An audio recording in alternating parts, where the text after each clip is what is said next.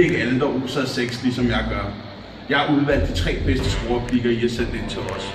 Jeg vil finde ud af, hvilken en, der er allerbedste til at score piger. Første, jeg skal score, hedder Sina og Karina. Er I magneter? Fordi jeg synes, jeg har lidt tiltrækning på mig. 1-6, hvor god er det der? Ja, det vil jeg sige. Starter dårligt. Vi prøver det næste her. Jeg skal lige se, hvad et mærke det er, fordi er du ikke made in heaven? Han er bedre, med bedre. Er det ikke? Det er virkelig bedre. Okay. 2,2. 2. Det er okay, så sådan, er I trætte, skal jeg holde jeres bryster. Den får minus. Den får minus. Er det minus? Er det så dårligt? Ja, den får minus. Har I nogen god råd til, hvad kan jeg gøre? Det der scorereplikker.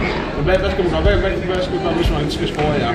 Det skal være sjovt, men ikke på den tisse, som det der lige var. Okay.